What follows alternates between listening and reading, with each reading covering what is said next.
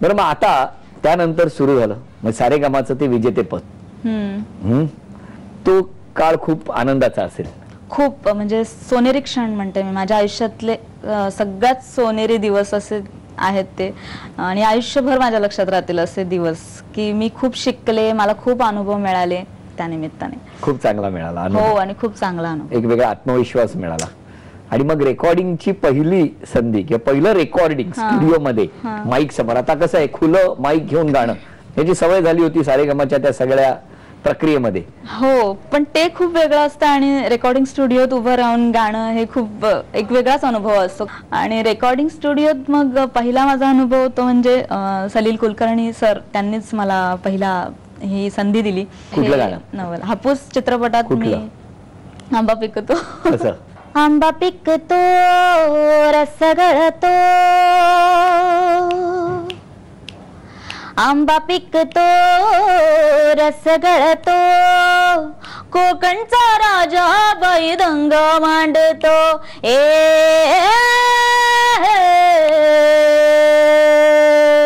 आंबा पिकतो रस गळतो, कोकणचा राजा बैदंग मांडतो.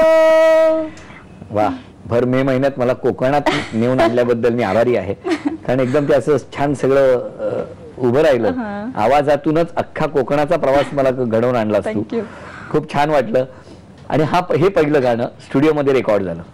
आपण अजूनही खूप बोलणार आहोत, कारण आता त्या सारेगमापासून ते महाराष्ट्र शासनाचं सर्वोत्कृष्ट पार्श्वगायिकेचा हा पुरस्कार या बाजूला आहे.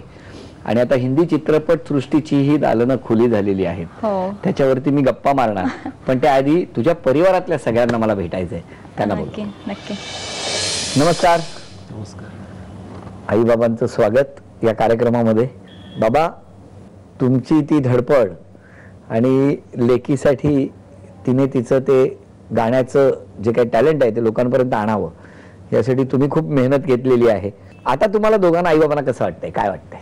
नाही, आता तर खूपच म्हणजे छान वाटतं, एकदम समाधान झालं आमचं. जे मनामध्ये आमच्या होतं की असं व्हायला पाहिजे ते झालेलं आहे सगळं. हे झालेलं आहे. आई, उर्मिलाच्या लहानपणाविषयी सांगत, कसा होता स्वभाव? तसाच आहे का आता बदलला? तसंच आहे तशीच आहे ती. बाबा, कधी रागावलायत या मुलीवर तुम्ही? लहानपणी वगैरे रागवलं असेल अभ्यासावरून वगैरे. आता नाही. आता नाही. पण आज खूप आनंद होतो, सगळं आनंदाचे दिवस आहेत. एकदम समजदार आहे ती, शांत अशी. कसं वाटतं आता या क्षेत्रात काम करत असताना? खूप छान वाटतं वावरताना, कारण कधीच विचार नव्हता केला मी असं की आपल्याला असं जायचंय पुढे, किंवा टीव्ही हे माध्यमच डोक्यात नव्हतं ना असं की आपण सारेगमा विषयी उत्सुकता होती, पण ती कितपत पूर्ण होईल हे नव्हतं माहिती ना.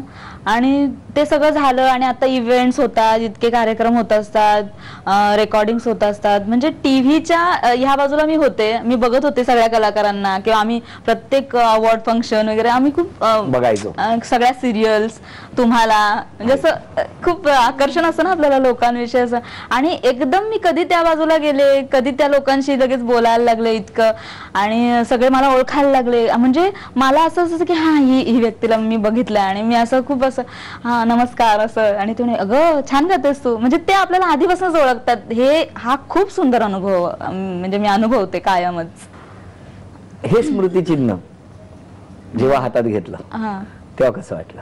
म्हणजे झालं असं की मला नामांकन आहे हे कळालं होतं, त्यातच मी खुश होते, कारण माझ्या बरोबरची जी नामांकन होती ती इतकी म्हणजे माधुरी करमरकर, बेला शेंडे आणि मी. त्याच्यामुळे बारे बापरे, ह्या लोकांचं आपण आतापर्यंत ऐकतोय आणि लगेच त्यांच्याबरोबर लगेच आपलं नामांकन, त्याच्यातच मी म्हंटल बास. गाणं कुठलं होतं?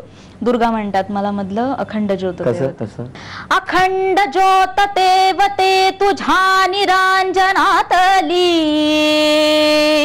अपार भाव भक्तीने तुझीच मूर्त पूजिली. आई अंबे